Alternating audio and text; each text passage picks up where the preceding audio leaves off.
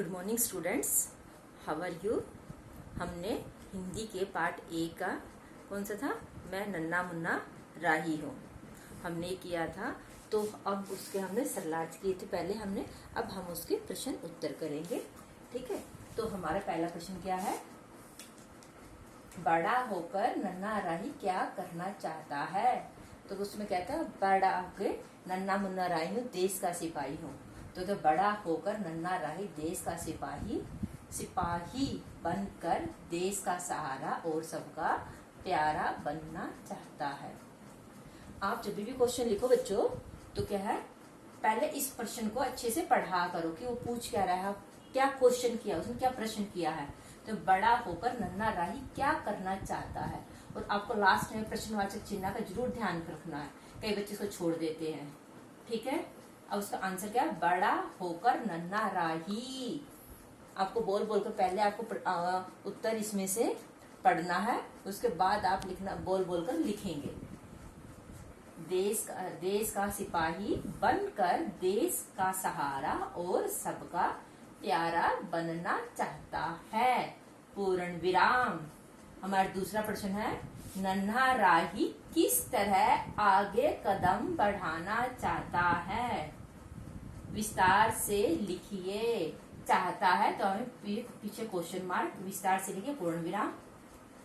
नन्हा राही मुश्किलों का सामना बहादुरी और निडरता करते हुए तब तक नहीं रुकेगा जब तक वह लक्ष्य को प्राप्त नहीं कर लेता। इस प्रकार नन्हा राही आगे कदम बढ़ाना चाहता है। तीसरा क्वेश्चन हमारा, नन्हा राही सबको क्या सिखाना चाहता है।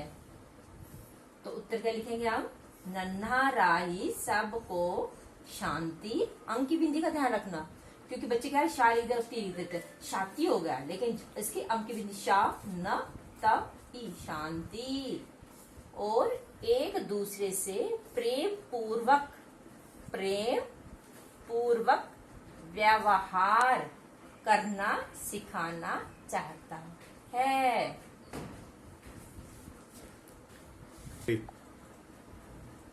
हमारा प्रश्न 4 है, गीत के द्वारा, द के नीचे हलंत, द्वारा नन्हा राही आपको क्या संदेश, न अंकी बिंदी संदेश देना चाहता है। क्या संदेश देना चाहता है, प्रश्नवाचक चिन्ह है, गीत के द्वारा, द का इसका ध्यान रखना, हल्क का याद होता है। नन्हा राही हमें, अंकी बिंदी यहाँ पर, हमें अपने देश को आगे बढ़ाने का, शांति का और अपने देश के झंडे को हमेशा ऊंचा रखने का संदेश देना चाहता है। तो बच्चों, हमने हमारा पहला पाठ था नन्ना मुन्ना राही, हमने इसको पढ़ा, और ये तो आप सबको ये याद हो गई होगी ये गीत। ठीक है, और हमने इसके चित्र भी बनाया था, उसके बाद नए शब्द लिखे, शब्दार्थ लिखे हमने इसके। ठीक है बच्चों, हमने फिर इसका सरलार्थ भी किया है प्रसंग के साथ, क्या है ना, ऐसे सारे काम करने आपको। सरलार्थ भी लिखा, फिर हमने ये क्वेश्चन आंसर किए, इसके प्रश्न उत्तर।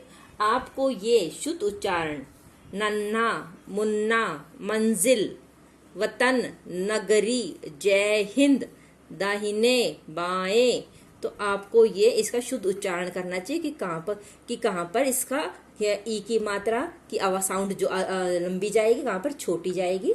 ठीक है, तो ये इनका आपको अच्छे से मात्राएं को ज्ञान होना चाहिए इनका। यहाँ पे इस कविता में मोस्टली शब्द चंद्र बिंदु वाले हैं। ठीक है, तो ध्यान रखना कि हाँ, चंद्र बिंदु की आवाज कहाँ से कैसे आती है, नाक और मुंह से आती है। हमने इसके बाद किए थे ये इसके प्रश्न किए थे हमने, सारे आपकी नोटबुक में साफ साफ राइट किए हुए होने चाहिए। ठीक है, अब ये भी है, ये आज हमने ये क्वेश्चन किए हैं, बड़ा होकर नन्हा राही क्या करना था, हमने ये प्रश्न किए हैं सारे। तो आपको वर्कशीट में ये